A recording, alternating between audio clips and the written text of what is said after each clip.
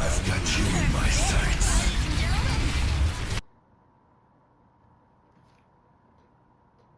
What the fuck just happened?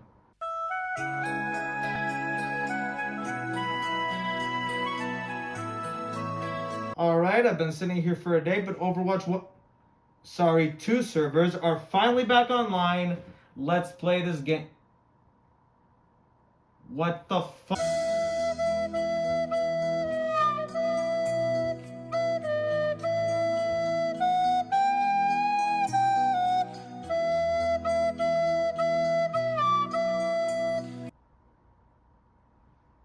Holy crap! I'm in! This game launched on October 4th. It's October 6th, but I'm finally in. Let me just merge my account.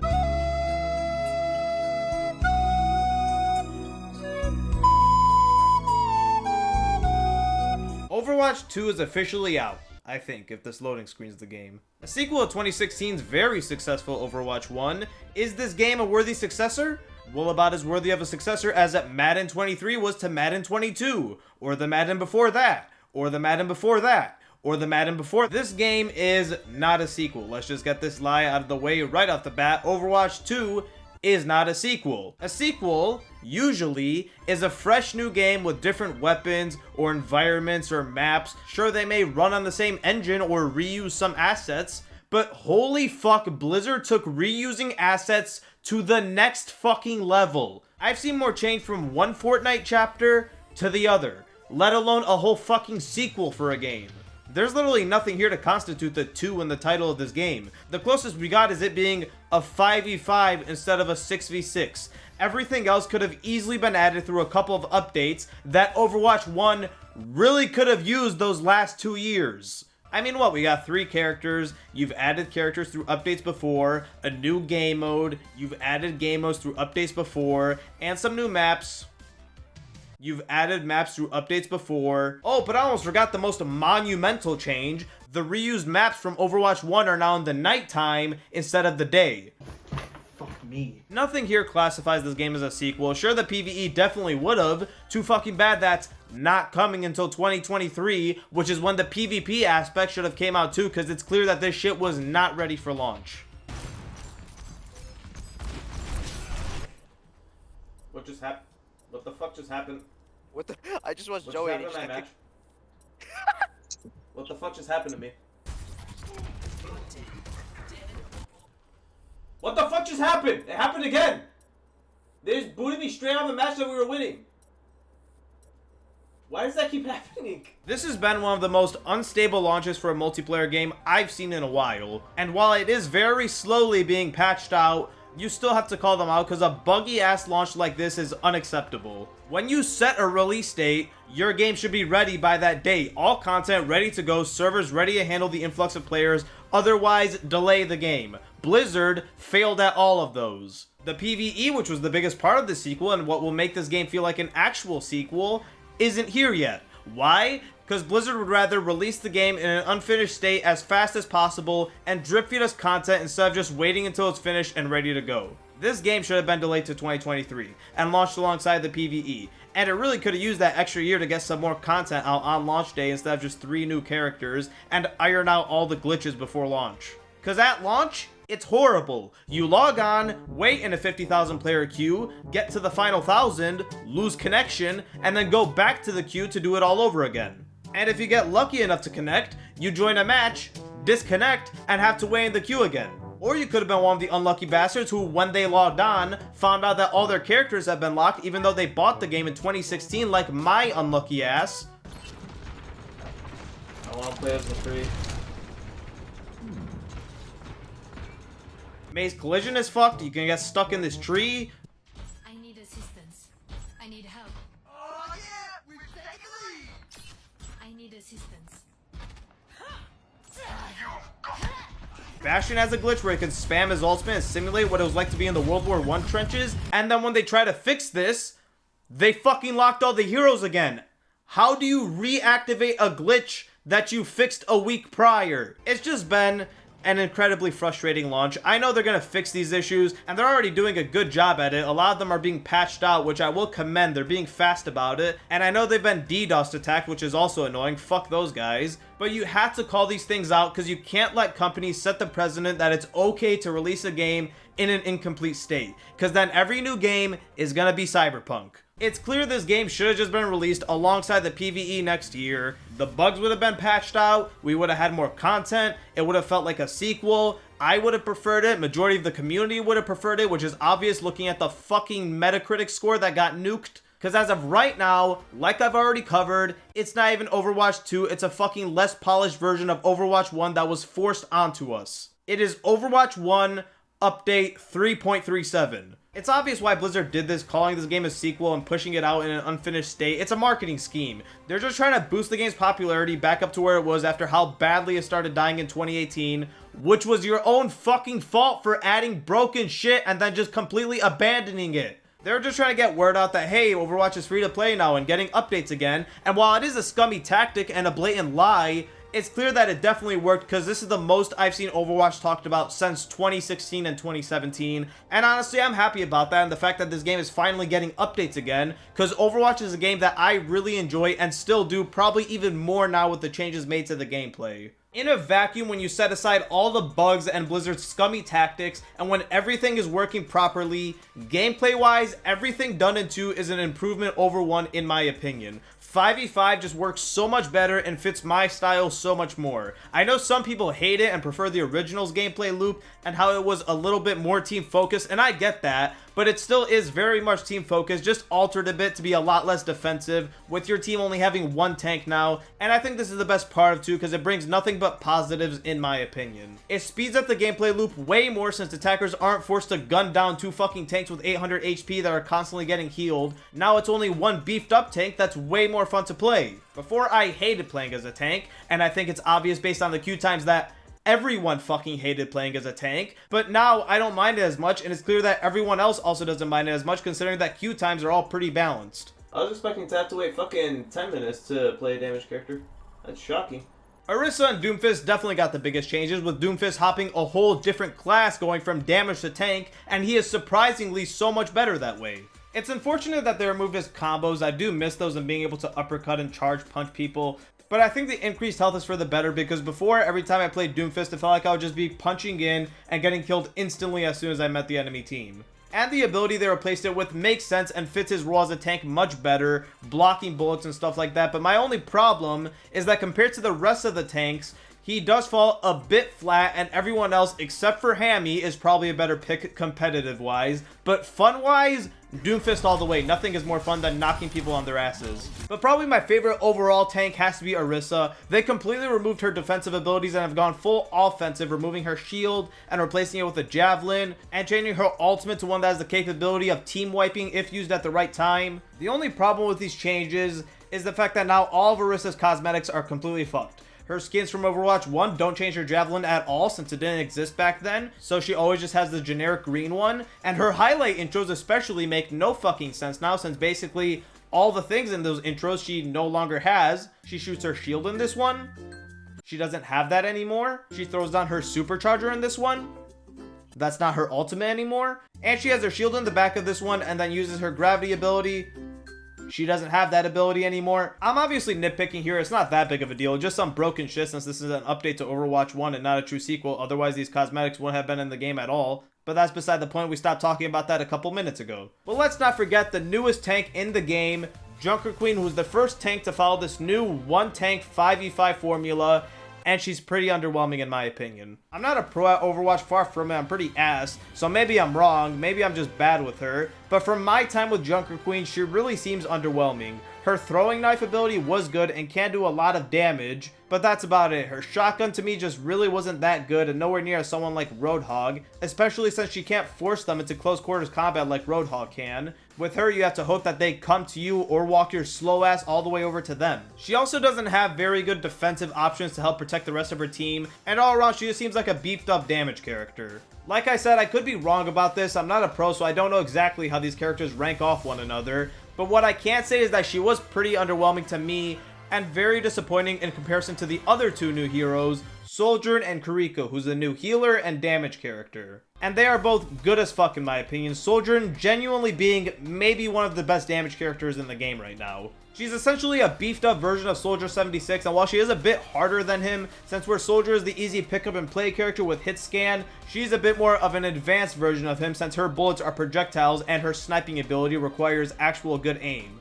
But it's nothing too insane, you can still walk in only having played Call of Duty and have a fun time with her. She's a great addition in the roster in my opinion, with my only problem being that she might make Soldier a bit useless in comparison. Sure, he does have some benefits over her, like his ability to heal, and his ultimate is definitely better than hers, but I don't know, all around as a package, Soldier just seems way more beneficial. I suspect her getting nerfed later. But moving on to the last of the three new heroes, Kiriko, and she's probably my favorite medic in the game already. She genuinely feels like a DPS character. I sense a Moira part 2 with her. She legitimately can fuck enemies up with her knives, especially if you have good aim since they do so much damage, especially for headshots. She's nowhere near as crazy easy as Moira is though. She actually does take some skill, and you have to lead your shots like crazy to be able to land them, whereas Moira, you don't have to aim at all. Moira's probably still the best DPS medic in the game, while Mercy is still probably the best straight up medic in the game, but Kiriko's the most fun to me. Wish I could play her in ranked though, that would be nice. Also, I wish I could get the old rank system back because this new one confuses me. So one of my favorite things that game developers do that I love and have never complained about ever is changing stuff that were never broken in the first place. I love it when developers do this. And Overwatch 2 keeps up with that brilliant tradition by changing its competitive system for some reason. So in 1, how it would work was the same way as it'd work in every other game with a rank system. You play 10 placement matches, get your ranked, and go up and down from there. Now in 2, they changed this perfectly fine system for some reason, and instead of just 10 placement matches where you can win and lose however many, now you have to either win 7 matches or lose 20 matches, whichever comes first, and then you're ranked. Why? I mean, it's not a terrible change, it only impacts you during those placement matches, but it's stupid in comparison to the old ones. I don't get the point of this change. Same with a bunch of others, like a lot of the really fun mechanics from the first game that have been removed from this one for no good reason. It's just a bunch of little changes that all around make the game feel slightly less satisfying than the original. And while, like I said, I do still think that 2 is the overall more fun experience, I am sorely missing some of these features, especially the on-fire mechanic. I love that mechanic in the first game, and it would always give me that rush of adrenaline to keep pushing their team for more kills, but now, you get your kill streak at the top of your screen, and that's it. I mean, it's still good that the kill streak is there, but not going on fire is much lamer in comparison. There was no point in removing it. It's not like it was hurting anyone. It's just a fun way of the game announcing to the lobby that you're doing a good job, and it'd make you feel good. But it's just gone for no good reason now. Same with the end of the match endorsement cards that showed the lobby who did the best in every statistic, and then vote for who did the best in the match overall for bonus XP. I don't understand why these things were removed. Same with the on-fire mechanic, it just let the lobby know who was doing good and it makes the player feel good. Medals 2 had a similar mechanic, showed you what category you were doing best in and if anyone was above you. Now they're gone and replaced with just numbers. I noticed a pattern of the removed features all being stuff that could show players who was doing good and who was doing bad. And I don't know if that maybe they removed these just in case people got bullied over not doing that good, but that's not going to stop anything. This is Overwatch. It's one of the most competitive games out there. It's obviously going to be toxic as fuck no matter what. Probably shouldn't play full aim characters if you don't have good aim. Do your shit. I got play of the game, more damage, more everything, literally anyone. Wow, you know tank's broken right now, right? Wow, you're really fucking good. Oh, look at this aim. You have a laser beam, you fucking queer. Kill yourself. But with that, I've essentially covered all the new content the sequel has to offer. Not much, huh? Almost like this was more of an update than a sequel, huh?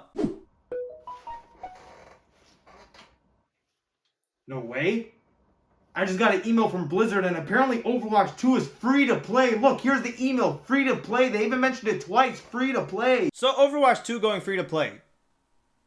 Do I sound like an asshole if I say that I'm starting to hate free-to-play games? Look, I don't inherently consider them a bad thing. I think that at face value, they're a good thing. You don't have to pay, it gets more people involved, especially people who otherwise wouldn't have even tried the game out because they didn't want to spend the money. And it lets people who maybe can't afford to pay $60 or $70 if the company's a real cunt to have some fun since the game's free. But holy fuck, In the past few years, this model has just been eaten alive and is somehow becoming greedier than a $70 price tag. And we're probably seeing some of the worst of it with Overwatch 2. Because of course, as we've seen time and time again, anything developed by this developer and published by this publisher might as well have doom clouds over your fucking house the moment you download it. I mean, at first, it looked like Blizzard was being really consumer friendly with it. They removed loot boxes and replaced it with a much better battle pass system and expected us to applaud them for this, even though they're the fuckers that popularized that system and nearly destroyed the entire fucking industry with it. But I mean, they removed it now, replaced it with the battle pass, and just let you straight up purchase the old skins. And while inherently that is a good thing,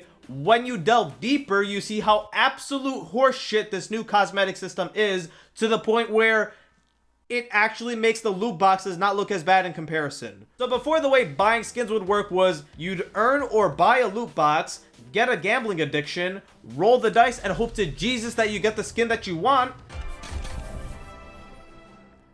and get a voice line for a character that you don't use. The way it works now is you go over to a skin that you want and pay $20 for it. That is a quarter of the price of a new game for reused skins from 6 years ago. But $20, that's the price of skins in most free-to-play games if your name isn't Valorant. Not too bad. Now you want everything else? Okay, pay $12,080.69. Holy sh... $12,080.69.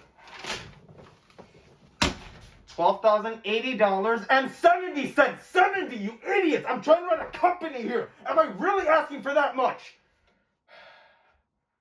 And if you try to start a union, you're fired. Honestly, I don't know if I should be shocked at how much it costs or how little it costs, because remember, this is the same company that expected you to pay $110,000 to max out one character in Diablo Immortal. This is grocery change to them. Who the fuck does Activision Blizzard think its consumers are? We don't wake up with money falling out of our ass. Majority of people are like lower middle class or middle class. We use our money on food, on shelter. We need to pay our taxes. Meanwhile, Bobby has to pay for his yacht instead of his employees. And worry about people on the internet photoshopping devil horns on him and how it's impacting his dating life. You know, maybe we wouldn't be photoshopping devil horns on you if you were a good fucking human being, you piece of shit. I know it's just cosmetics, but why is that an excuse? Why is it okay for a company to expect 12 grand from its consumers for a fucking digital skin? Remember when you just pay 60 bucks and get all that shit for free? Why can't we have that? Earning these cosmetics for free through grinding is supposed to be part of the fun and part of the gameplay loop, which is why I'm sick and tired of this free-to-play bullshit, because now it's just an excuse for companies to squeeze as much money as possible by infinitely releasing skins. No grind, just pay and that's it, ruining a huge chunk of a game's replayability. But Blizzard took the term grind, they took the idea of that to the next fucking level, because I asked for this, I guess. I wanted a grind and I got it. You want one legendary skin that's a reused asset from 6 years ago and don't want to pay $20 for it? Well, you have offended Activision, because now you have to grind 8 fucking months until you get enough credits for one legendary skin. Are you out of your mind? And if you want everything, well, don't worry. It'll only take you not 1 lifetime, not 2 lifetimes, not 3 lifetimes, but 4.5 lifetimes. 450. I'm leaving. I'm giving up. I know, it's great. We have an infinite revenue stream. 450 years. Nobody has that kind of time. And then we can release more skins, increase the grind to 500, 600, maybe even millennium. Who's going to stop us? What do you mean it takes you a year to release a mythic skin? Well, just recolor the default skins and sell them for $10 a pop. Oh, that'll get the fuckers to spend more money. We have a 7th sexual harassment lawsuit. 450 years. What the fuck? Do they think that my great-great-great-great-grandkid will keep up the family honor of unlocking all these fucking skins 400 years down the line? Is that what they expect? Who the fuck has that kind of time? Nobody. That's who. And that's not even a hyperbole. Nobody has 400 years of time to grind out these skins. And that's how they get you. By making the grind as insane as humanly possible so that you could just say screw it and buy the skin straight up. Don't do it. And it's so frustrating because while the system in 1 was bad with all its shitty gambling and how it fucked minds up, it did give you the incentive to keep playing because you could at the very least earn the loot boxes for free at a pretty frequent rate and get the skins you were looking for before long with the amount of currency you'd get off duplicates. Here, it's a year of game time. For one, that was made 6 years ago. How do you make loot boxes look good in comparison? And it's not like the new skins, which are the same price, are any better. Hell no, they're actually some of the worst fucking legendary skins I've ever seen Overwatch make. Kariko took her skirt off. You want me to pay $20 because Kariko took her skirt off? And it's even worse with Junker Queen. Like, tell me now. Tell me right now which one of these skins is the $20 8 months of grinding legendary one, and tell me which one is the free default one. Tell me without looking it up. You want me to pay $20 or grind 8 months for a skin when I guarantee you half the people watching this video couldn't even figure out which is the fucking $20 one. It was this one, by the way.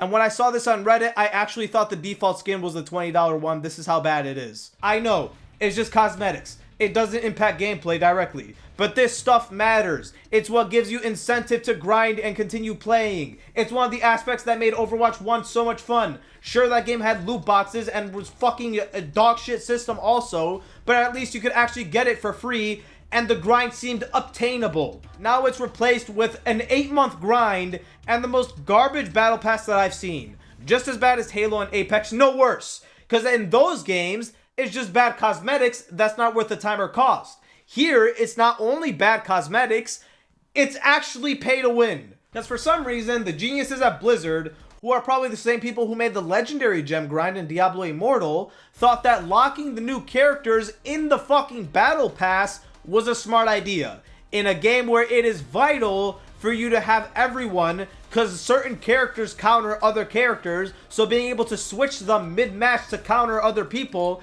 is very important. And now you can no longer do that. You have to grind to tier 50 fucking 5 of the battle pass. Sure, it's not a massive disadvantage that blatantly makes the paying person better, like Blizzard's other game, but it still is enough of a problem to cause the difference between either winning or losing a match, because you didn't have a character that can counter another character. And this is just the beginning. We're lucky that Blizzard didn't make this character broken like they have the habit of doing. Because can you imagine if they added someone as broken as Bridget and locked her off, only allowing some people to use her?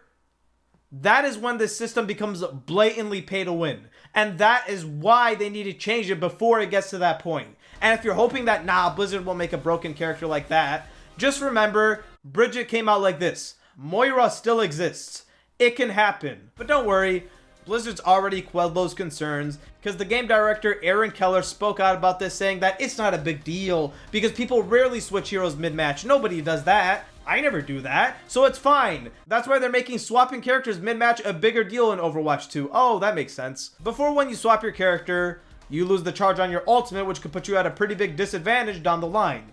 Now you keep 30% of that charge, so more people are going to switch despite the fact that not everyone has every character available, but the paying players will, which makes it pay to win. But why does that matter?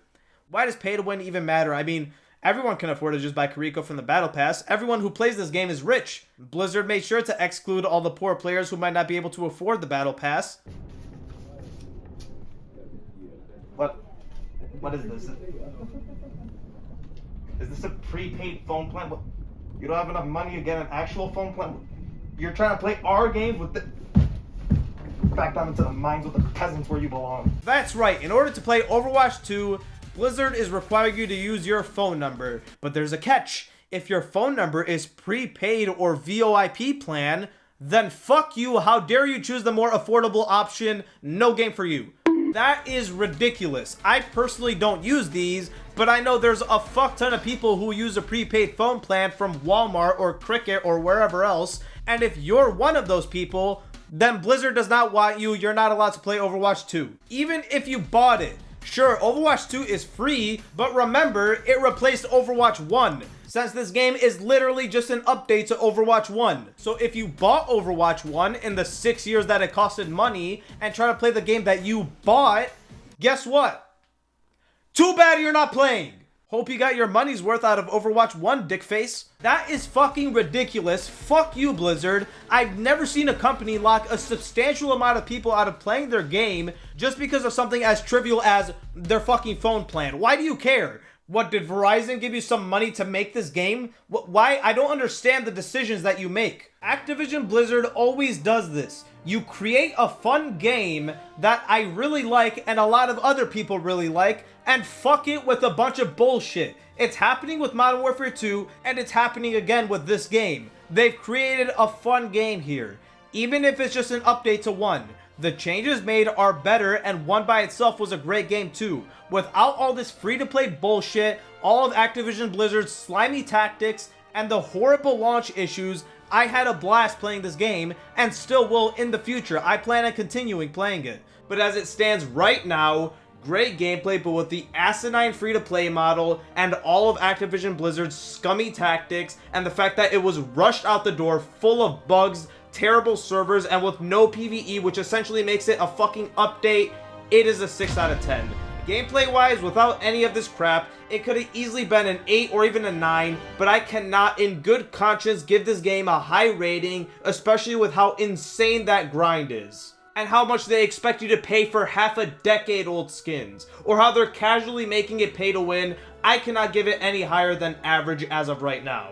Maybe I'll come back and do an update or review on the PvE aspect of this game when it comes out next year, even though it should have been out at fucking launch. Maybe it'll feel like an actual sequel once that part of the game is out. Maybe then this game will be an 8 or even a 9 if they chill out on their greedy bullshit by then, but considering the fact that they never toned down Diablo Immortal's insane grind, and that this is the company that made it, I highly doubt that. Oh my god. My account's merged. I can finally play the game. You're making too much noise. It's not noise.